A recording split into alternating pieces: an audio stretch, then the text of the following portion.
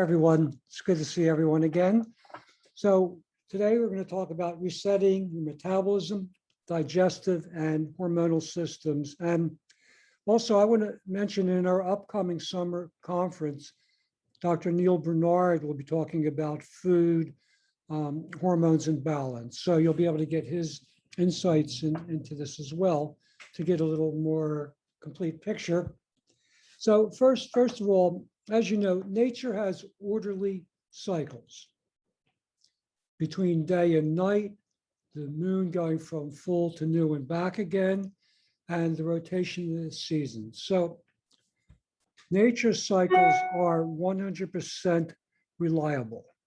And we have ways of aligning with nature's cycles that help give us this type of orderliness and stability. They actually bring it into our life, and they automatically align us with nature's, changing cycles. So as you know, in the winter, sap is deep in the roots, leaves are not there, everything is brown other than evergreens. Early spring comes, February, nature's energy begins to rise. By June, actually August, it's in full bloom, and that's the beginning of the end, the downward cycle. And it just revolves, rotates year to year. And we also know, other than nature's orderly cycles, nothing else is 100% predictable. They say death and taxes, but outside of that, everything is endlessly changing. So the 7 steps is a way of aligning with these cycles. And we have 2 ways that we especially can align. One is through our daily schedule of sleeping and meal times. So we're able to align with the day, the monthly, and the yearly cycle. And the other second way is content of our meals. Planning our meals around grains and vegetables followed by soup. So a grain, bean, vegetable-based diet, as we recommend. And we'll talk a little bit more about these, but essentially this is how we align our metabolism. Now, what happens every day? So during the day, we eat food and we're active, and we're giving out energy, we're using that.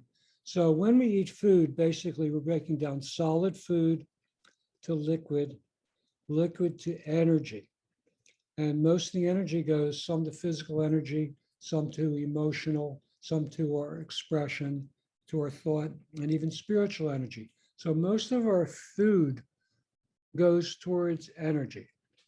And we're active during the day, giving out, releasing that energy. What doesn't go for energy, our body uses for growth, repair, and maintenance. And what's not used for that, we eliminate. We get rid of everything.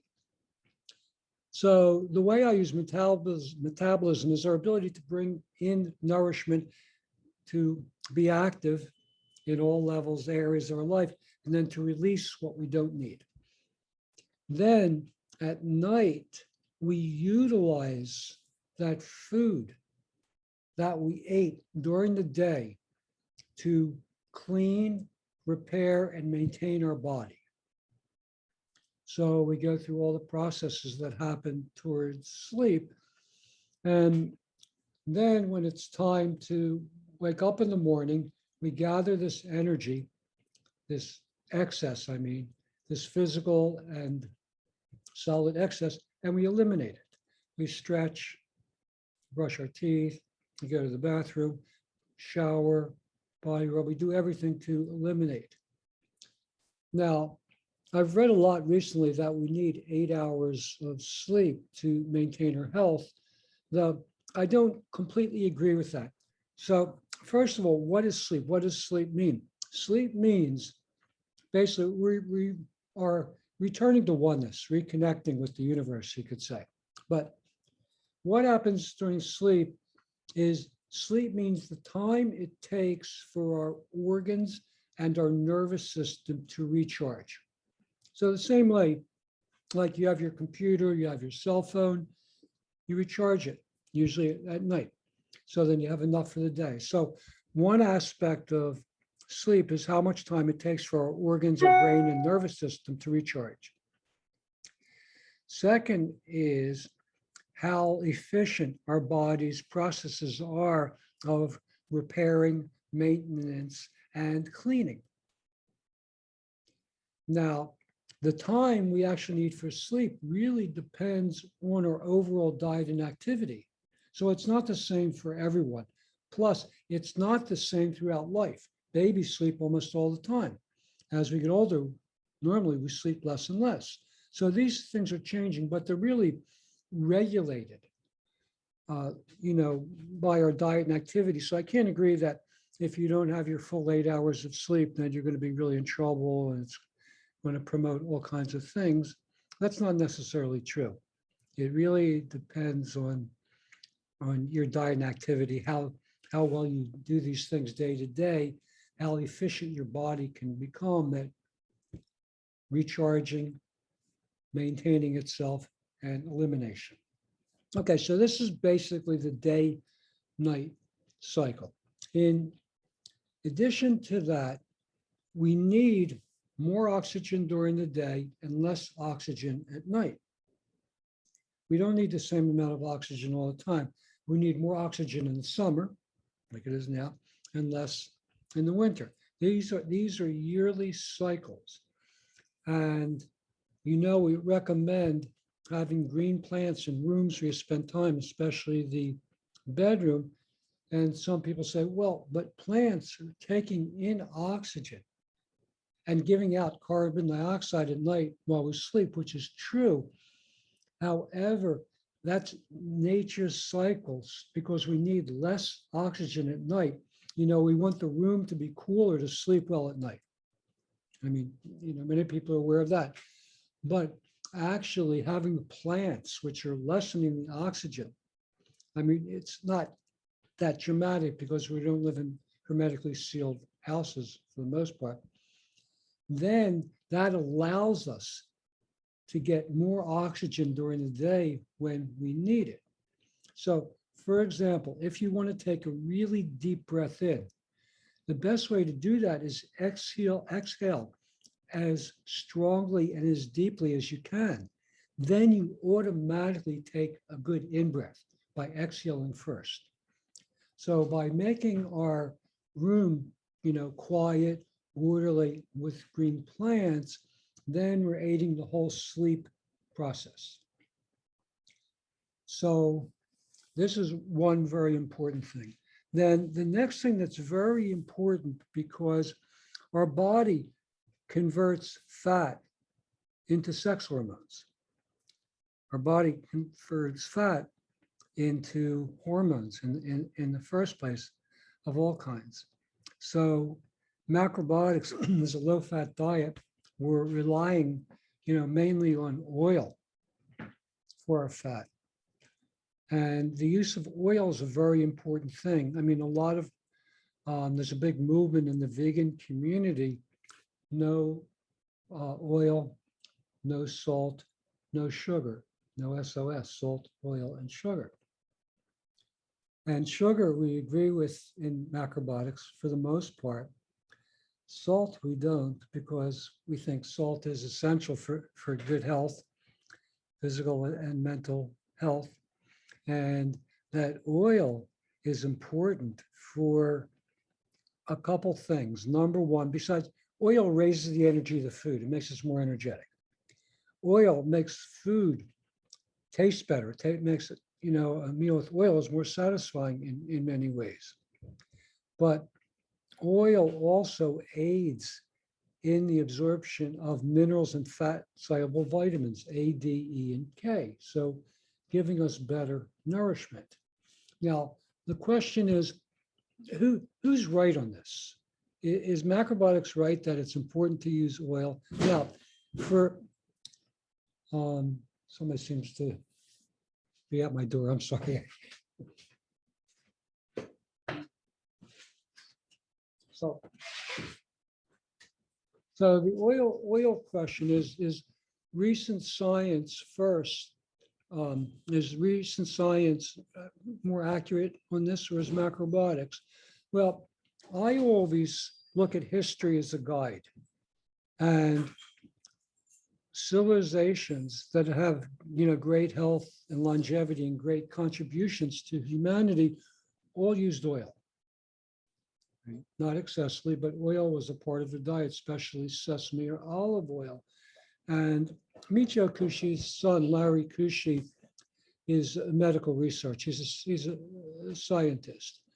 And I often call him just for a reality check. And recently, again, because it's one of those things that comes up, and I always like to check, am I on the right track on this? And we had a long conversation about oil. And in short, he said, according to the most accurate and latest scientific research, it's the quality of oil, not even the quantity. So I was surprised at that answer. But he said, you don't really have to worry much about the quantity. It's really the quality of oil that's important. And one thing you might have noticed is the oil in restaurants and commercial food is just getting worse all the time. I don't know what they do with it, but it's really bad, worse than ever before.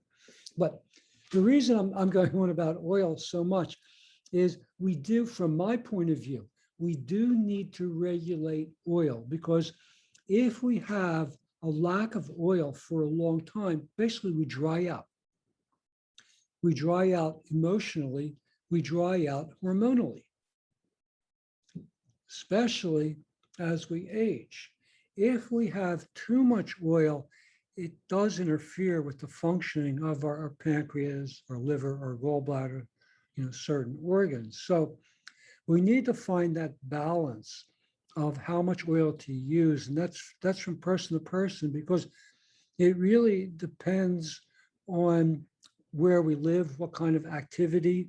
So, like in hot climates, they're very generous with oil. Certain types of cooking, oil is used very liberally because it's a very hot climate. And oil helps to deal with the heat. So, and anyway, we need to pay attention to how we use oil. How much? So not too little, but not too much. So I'm not just talking about health-wise, as Larry Kushi's answer, but in terms of our hormonal system. And I noticed one of the things that got me to change, my macrobiotic practice and recommendations is watching a lot of old-time macrobiotic people who started when they were sick. And in the beginning, we often recommended avoid oil for a while. And then a lot of these people were afraid to add oil back in, because this is how they recovered their health. So, but anyway, then watching how they did over many years with the lack of oil, and I thought, it's really not good. We really do need to use oil. Maybe not in the beginning, maybe not for a few months or a year or two, but it is important. Okay. So then what really disrupts our metabolism? Well, the biggest thing for most people is animal and dairy foods, because they're treated with growth hormones, they're treated with antibiotics, and they're given many chemicals that are hormone disruptors. So that's number one, animal and dairy foods. Number two is artificial sweeteners and chemicalized foods. So like any GMO foods or foods that were exposed to Roundup, essentially destroy our microbiome, our gut bacteria, as do artificial sweeteners. And my experience, many people in so-called health foods are using agave nectar and stevia. And many people think stevia is completely natural, but I don't. It's not eating the leaves in the tropics. It's processed to lessen the bitterness and increase the sweetness.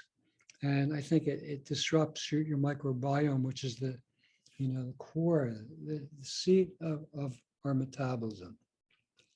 Then after that, it's refined and processed foods.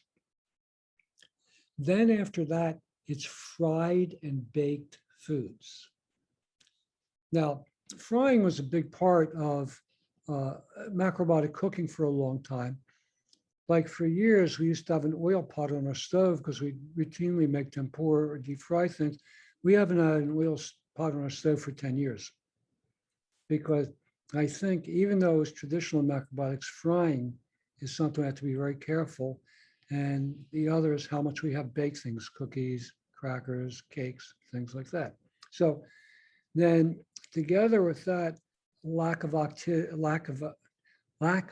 activity and then contact with nature. So these are basically the things that are disrupting our metabolism. And together with that, just a chaotic daily schedule.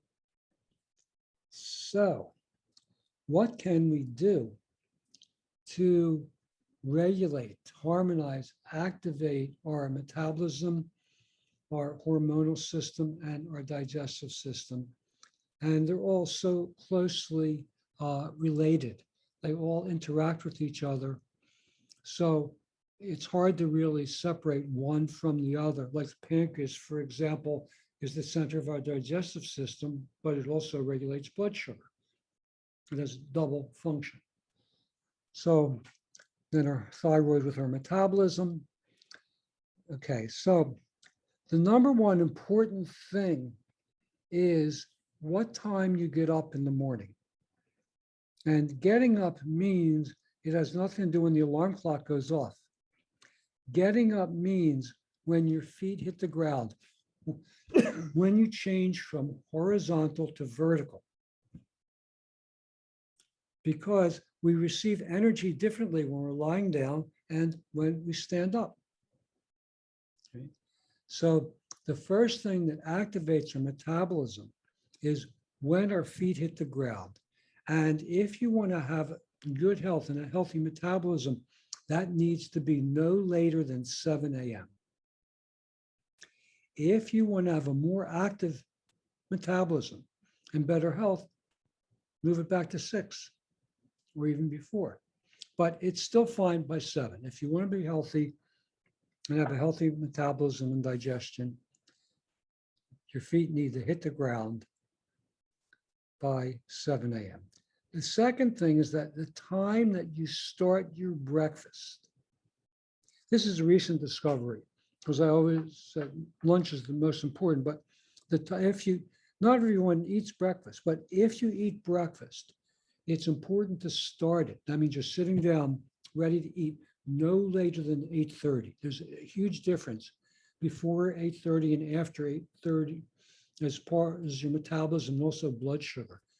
Diabetics do far, far better, even if they don't change anything. Just getting up, just eating, starting breakfast by 8:30. The next important thing is eat your lunch. Start your lunch no later than 1 o'clock and don't skip lunch. Lunch needs to be carved in stone. And if it's possible to have lunch as your main meal each day, then that's preferable.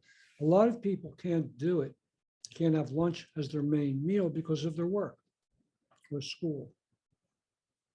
But throughout the world, the noon meal was the main meal up until the Industrial Revolution, when cities and factories changed all that. So then people started to take food with them, and the family, the pattern got disrupted because of that. But at any rate, you want to start lunch every day, no later than 1 o'clock. And the reason is our blood sugar follows the sun's movement.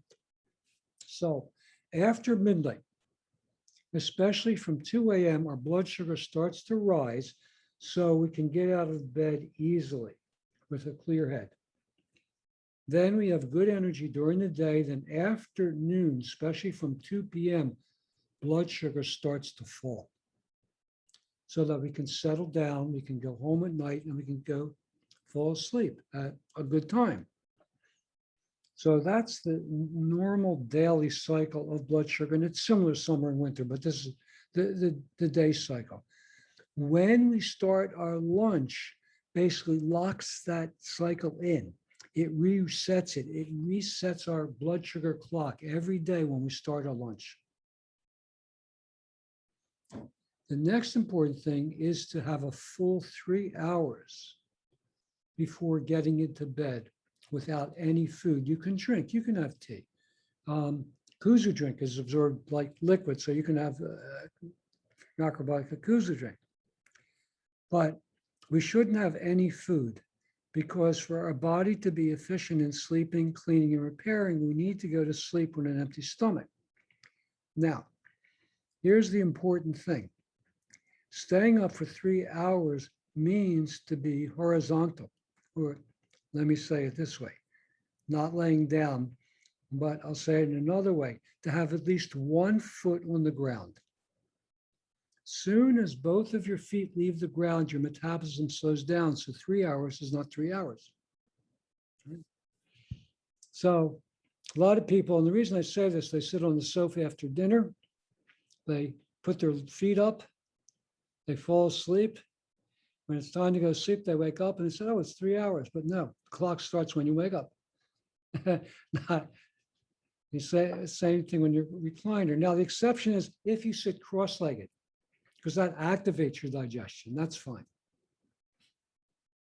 So we want to, then the next thing is, it's very important to avoid eating in between meals because, see, the problem is, the reason you need to start your breakfast by 8:30 is that when you eat in between breakfast and lunch, then it stagnates your metabolism, has the opposite effect, stagnates your digestion.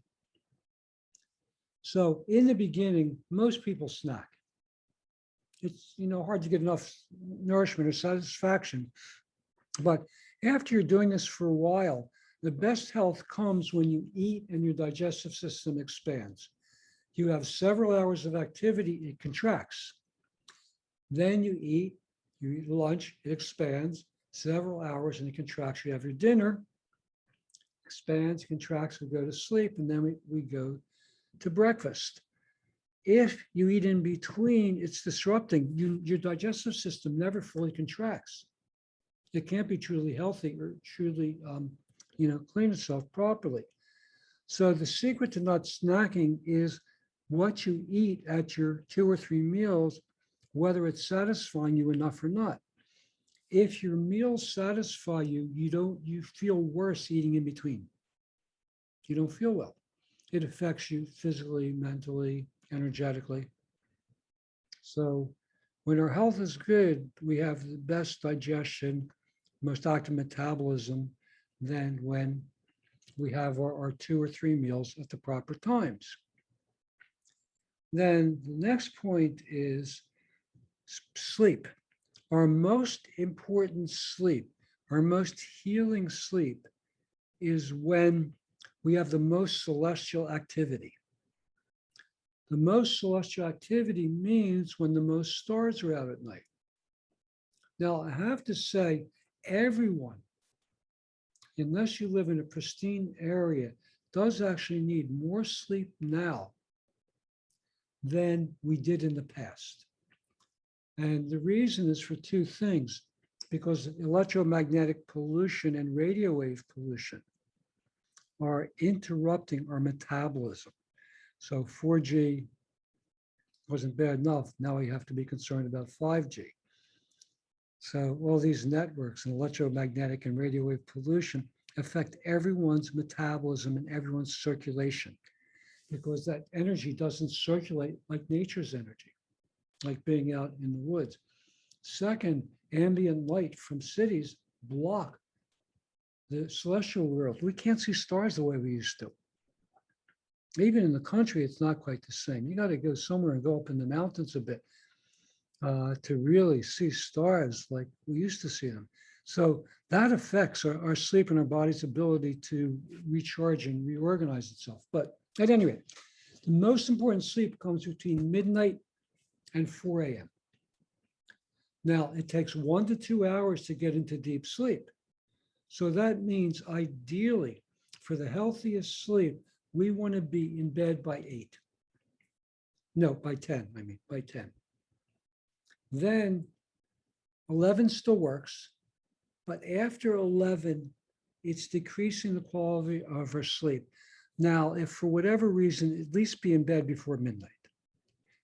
But if you really want to have the healthiest, most refreshing, deepest sleep, be in bed somewhere between 10 and 11. It makes a huge difference. Then you have the ability to sleep in the best, then to get up and to start your day very easily by 7. Then the next thing that's important is activity to keep our circulation and digestion good. And that is number one is eating slowly and chewing well. So we've, given a lot of emphasis and importance to chewing in macrobiotics throughout the years. And I heartily agree with that, but the pace at which we eat is just as important. Eating slowly. In some ways, it's more important. Like in our approach to macrobiotics, how you eat is just as important as what you eat. I mean, I think that's 100% true. The pace at which we eat is just as important as chewing. So eating slowly and chewing well, that's number one.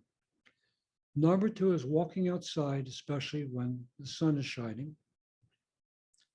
Number three is the body rub. Now, the body rub is very important and everything interacts. So the combination of eating slowly and chewing, walking outside, and the body rub, I think you'll find creates the best digestion, circulation, and metabolism of anything. Then the single most important thing for rebalancing our hormonal system is avoid extremes. Extremes in your diet. So if you eat animal food, not too much animal food. If you eat fish, not too strong fish, not too salty, not too many baked and fried foods, not too many sweets and desserts. In other words, I'm not saying don't do these things. Have your diet more towards the center, but avoid extremes. Then avoid extremes of activity. In other words, too much sitting around, too much computer, too much screen time, too much TV. So lack of activity or excessive activity. Because excessive activity, a lot of people turn to excessive activity to make them feel better emotionally. And it does after for a period of time, but it really exacerbates the problem. Okay? Same thing like if you eat sugar, if you eat chocolate, you eat ice cream, you feel better for a while, but then that wears off and you feel worse. Activity is the same, extreme activity. You'll find that light to moderate activity, whatever you like to do, whether it's yoga or sports or dancing, that type of activity will, create the best hormonal balance. So, and the final thing is a grain and vegetable-based meal because we eat complex carbohydrates, which break down complex sugars down to simple sugars very slowly, releasing even energy. And that even energy nourishes our physical energy, emotional energy, right? Sexual energy, every type of energy is nourished by that slow breaking down. And the combination of grains and vegetables have the most complete and balanced nutrition. So that's essentially, my outline for rebooting, rebalancing your digestion, your hormonal system, and metabolism. So now we're going to turn things over to our formal Q&A segment. As I mentioned, we're going to take questions live here, and I'll also be checking in on Facebook as well too to see if individuals have questions. So you can either send a question directly to the chat. I'll send a message to the chat so you can see where that chat is. You can also use the raised hand feature, or you can just unmute your microphone and I'll see that you're unmuted and I'll call upon you directly. So once again, I'm going to be looking at a lot of different areas here, but I'm going to start off with a question that I already have for you, Denny. And that question asks, what is the best safe cookware that exists in terms of materials that are used for that cookware and brands? If you can answer that question, Denny. Okay, well, we use a combination of stainless steel, of cast iron, of enamel like Le Creuset, and also traditional fireproof clay, so traditional Japanese cookware. And we use a combination depending on what we're cooking. And I think it's always better rather than using one type to use. I think they are all the healthiest and most unique in different ways. And they have, different applications for different types of cooking.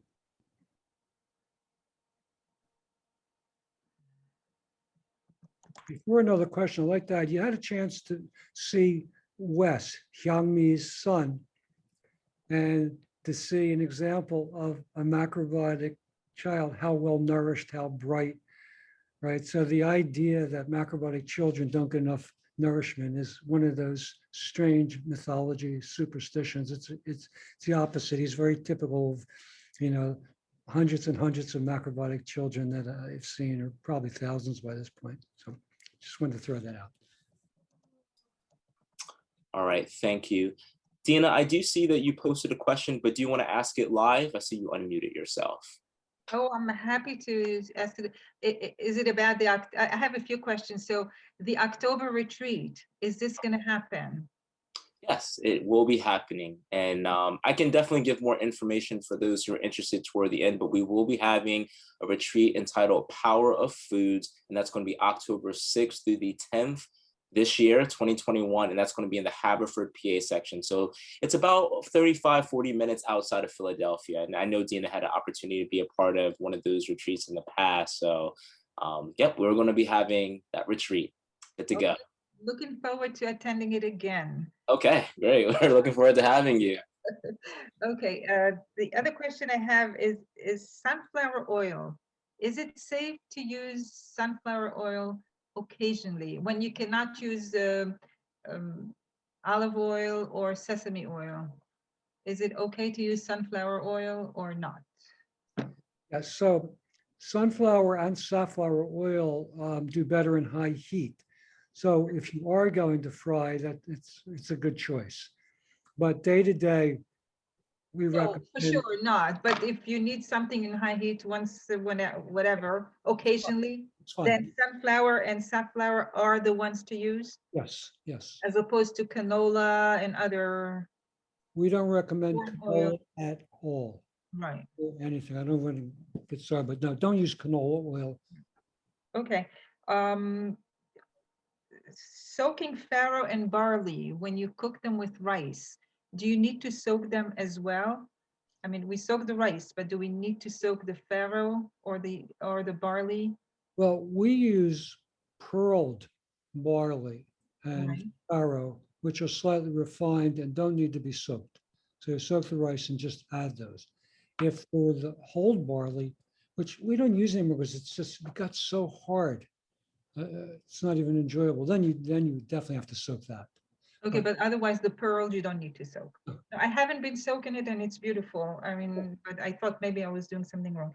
A question from Yael is a source for umeboshi and sesame oil, because the source that we used to have, the natural imports, doesn't offer it anymore. What is a good source to get this umeboshi, plums, and sesame oil? I mean, the only choice you have natural import. But they don't offer it anymore. They don't have it. You have Gold Mine in San Diego. Gold mine? You have Eden.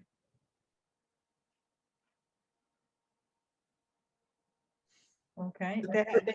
For sesame oil, Flora, you find in the refrigerated section of health food stores, Flora, Flora.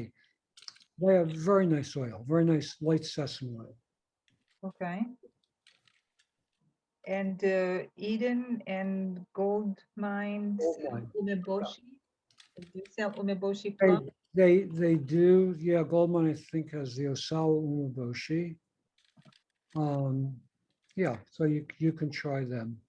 Okay. There's actually one other company, Natural Lifestyles. They do have the Sweet Cloud barley malt. Natural Lifestyles. Also on the West Coast. Yeah. Okay. And I have a comment in the chat. The individual says that they just bought ume plums last week from Natural Import. So they believe that they should now have what it is that Maybe they do have it now. Yeah, they said that they purchased them last week. So this is from an individual who definitely, yep, knows what they're talking about. So yeah, Oh, so you thank may want to just double check. you. So we'll check again. They ran out of a lot of stuff in the past year, because of COVID. They weren't getting any shipments from Japan. So maybe they started getting them. Okay, thank you. It's not only COVID, the FDA is clamping down more and more, making it hard for them to bring in a lot of products. It's Why? very unfortunate. Why? Who knows? Who knows? Yeah. Can I ask a question? Oh, yes, just bear with me 1 second. I want to try to go in. You can be after I go through these. Ella, is it? Yes. Okay, so I'm sorry, Ella, we'll be right there. We just have a few in the chat that I want to address. course. So, Denny, and I guess this is a brand. What do you think of Extrema ceramic cookware? I don't know if you're familiar with that. Not familiar with it. Okay. So- Christina, if you want to elaborate a little bit more, or is that Tina? If you want to elaborate a little bit more, is that a brand? Yeah, it's a brand. It's Black's ceramic cookware. I don't know, but I heard that there's nanoparticles, but then the company swears by it that there's not. I've been using that for years, and I just don't know if I did any damage or I don't know. I don't just use that, but and as far as the Japanese one, what brand is that you recommend? We have these Japanese nabe, they're cast iron with wooden lids. And there's a company in San Francisco, Soko, S-O-K-O Hardware. They used to sell them, I believe they still do. Soko, S-O-K-O Hardware, and they sell those nabi pots? Yes, you have to make sure you get the uncoated ones. Okay. We don't like the coated, the uncoated ones are much better. It's wonderful cast iron. I don't know why. It just keeps food moister than American cast iron. But then won't you be absorbing too much iron? Well, that's, if you use it all the time, you probably do. That's why we have a variety. Okay, and one more question. In terms of the stainless steel, like some of them have aluminum on the bottom, I mean, it doesn't really go in the food, I don't think. Like, so what kind of stainless steel do you recommend? Cuisinart, and if you want to go up, like all clad, Oh, all clad? yeah. Okay. Cuisinart is good. They have like a professional line that's pretty good. And the copper's on the bottom, or is it aluminum or? I forget, but Okay. it's good quality. All right, thanks so much. Thank you, Tehran. Thank you. Thanks, Oh, you're Dan. welcome. Let's see. Denny, if you can please review the benefits of chewing well, thanks. I know you talk about this a lot, so maybe briefly. Okay. So number one, chewing circulates all fluids and energy in the body, digestive, hormonal, everything, plus all sorts of energy. The more thoroughly you chew your food, the more nutrition you absorb from it in your small intestine. The more you chew food, the more alkaline it becomes. The more you chew food, it strengthens your immunity as well. And chewing makes you brilliant. Right? One of Nietzsche's for people who couldn't answer questions, he'd ask them how many times they were chewing. Chewing food and chewing ideas are the same thing. Okay, thank you. Ella, if you would like, you can pose your question if you want, or we can come back to you. It looks like you may be a little busy now. It's okay, I can do it now. Okay. First of all, thank you, Danny. Wonderful lecture. Great to see you in good health and spirit. Yeah. And I have a question for you. Lately, we became using pasta made of kale or dandelion or any other green stuff, cooked, of course. And we really love it. Is that kind of because just eating green leafy vegetables by itself sometimes getting so boring. So is that pasta kind of like a good to use it often, or it's not so good? Well, I don't know. We use, traditional Italian pasta, durum wheat, semolina, and water, just 2 ingredients. Sometimes it has, kale or other things as a flavoring, but it doesn't count as a vegetable. I mean, whatever you cook with grain is grain. So if you have pasta with whatever in it, it's still, It's a pesto. oh, pesto. Yes, we're using pesto, making pesto of leucinata kale Oh, or yeah, yeah, Yeah, why not? yeah, is that's that all good. counting like vegetable, like green leafy vegetable Oh, or it not? doesn't count as a vegetable, but it's wonderful and delicious. And Yeah, it's so delicious. We do it like daily now on grains, on pasta, on everything else. Yeah, it's good. Okay, thank you. Okay, I'm going to allow maybe 5 more minutes for questions. We typically allow 10 to 15. So we'll try to get through as many of these as we can. So maybe wrapping up around 52 our time. So actually going along with the last question about pasta though, Denny, are there brands that you could recommend? They mentioned Whole Foods and Trader Joe's. I don't know if you guys go to Trader Joe's much, but if there are any brands at Whole Foods or any other local markets that you could recommend. We buy our pasta in the Italian market in Philadelphia. So like a traditional Italian shop that has their own brand, and they also have another brand they import from Italy. So I never remember the name of it. Can you show us a package? Yeah, give me a second.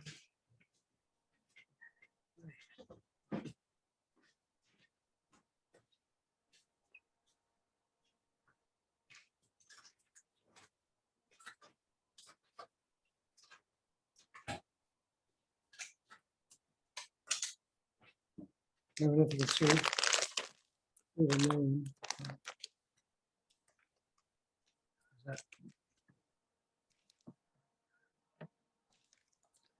So what's the name? Is this from the local Italian or something that we can buy in the supermarket? I don't think you'll find it in a supermarket. You'll probably find it in a specialty Italian store. Okay. In a health food store, Bio Nature is a good brand. Susan really likes their pasta as well. So they're basically the two brands that we use. So we buy our pasta at Claudio's in Philadelphia. I don't know if they mail it or ship. How about the Whole Food brand, also imported from Italy? I've never tried it. Uh-huh. But real pasta is durum wheat, semolina, and water. And then if it has a good consistency and taste when you cook it, it should be fine. It is 100% durum semolina. Yeah, and not enriched. You don't want Not enriched. enriched, no. Okay, probably okay, I guess, I'm not sure actually, come to think of it. probably fine. Okay, thank you. Denny, what's your opinion on alkaline water consumption? Thank you. I don't know if it's harmful, but I don't think it's beneficial either. I don't recommend it. We get alkaline when food breaks down slowly, goes through the duodenum, gets alkaline secretions there, and is absorbed in the small intestine. That's what makes real alkaline blood. So that's what we recommend. Good food and good chewing. All right, thank you. So I have another question here. Suggested changes in food and lifestyle for postmenopausal women. Well, basically, so estrogen decreases, that means becoming more young, plus energy moving up, more spiritually.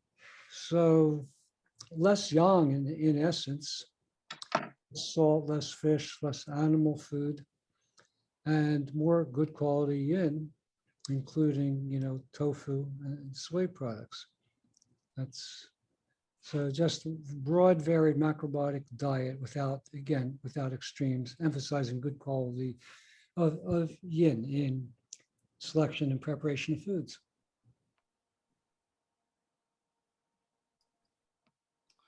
All right, thank you. So the time is now 4:51 Eastern time. So I think unless there's one more question, we're going to wrap up with our Q&A for this segment. I'm just double checking here to make sure there's nothing on the Facebook Live, because last time we did have a lot. Okay, so no questions on the Facebook Live.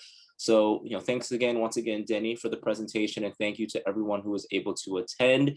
This recording, of course, will be available sometime tomorrow, so I'll be able to send out the recording if you missed a little or you want to be able to rewatch. But we're going to also upload it on our different channels. It's going to be available on our YouTube channel. It's going to be available on our SHI page, where there's a free video library that we definitely encourage you to share with family members and friends who may not know a lot about macrobiotics, but want to learn a little bit and get a little bit of free education there. Of course, we're going to be having another one of these seminars, and the next one is actually going to be on the 4th. So it's going to be August 4th at the same time, 4 p.m. Eastern time. Take a look out eventually for the upcoming topic. We don't have that chosen just yet, but in the email that I'll send out tomorrow, we'll have the ability for you to be able to register for that. Of course, we also have a weekly macrobiotic support group that Susan Waxman holds every Tuesday at 4 p.m. Eastern time. It's just an opportunity to engage and to speak to other individuals who may be in the community, whether you're a beginner, intermediate, or advanced. It's been beneficial for so many individuals. And of course, we have different webinars that we hold monthly on Saturdays periodically. I've already mentioned our upcoming summer conference. So if you want to be able to register for that, information's on our website, as well as I'll send a link out for that tomorrow. And as Dina brought up a little bit earlier, we will be having our Power of Foods fall retreat, and it's going to be an in-person macrobiotic retreat, our first that we've had since 2019. Of course, last year with a lot of restrictions, we weren't able to have a few of these. So we're really excited to be able to have that. It's a 5-day retreat, October 6th through the 10th. There will be lodging present, but it's really first come, first serve. It's a beautiful, beautiful location. I don't know, Dina, if you want to even, talk about your experience briefly, how amazing firsthand, lots of food, cooking classes, different things that you'll be able to do with individuals on site. Dina, if you want to just share, please. And of course, meeting very, very nice people, and people who share same ideas and same thoughts. And it was so good that I attended it twice. And I'm looking forward to attend it again in October coming up to 2021. We learned a lot. We learned a lot. And we're able to share our knowledge with a lot of people, family. I mean, my husband is a macrobiotic believer, and he's just happy with everything I bring in from the retreat or from any conference I go to. So very, very educational, very good. We enjoyed it. And the place is magnificent. It's so pleasant. It's so beautiful. We enjoyed it a lot. I went there with my daughter, and we'll probably come in again with my daughter in October. Yeah. Excellent. Thank you, Dina. And if you want to be with Dina, feel free to take the part and register. As I mentioned, we'll have links available for that as well, too. Denny, did you want to say something? Sorry. Yeah, the Power of Foods was our most popular seminar for years, and in some ways, I think our most important. It's really our life's discoveries about food and traditional foods and how they interact with macrobiotics, and why all these things developed, why they're so important. So it's something I'm very passionate about. And as usual, the cooking classes, Susan's class will complement the lecture part. So, we hope you're there to take part of it. And we're so excited because it's the first one in a year and a half or more that, we had to cancel everything. So Yeah. to finally have an on-site program and be with people face to face again, it's very exciting.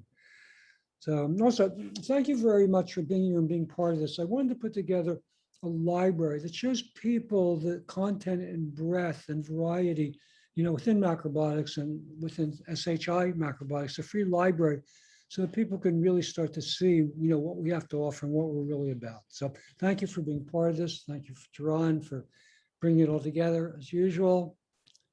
See you again soon. Thank you. Thank you, Denny. Thank you. Good night, everyone. Feel free to unmute if you want to thank Denny freely. You can also do that as well, too. All right. Thank you, Denny. Thank you. Thank you very much. Well, Thanks. nice to see so many people I haven't seen for a while. Thank you. Thank you.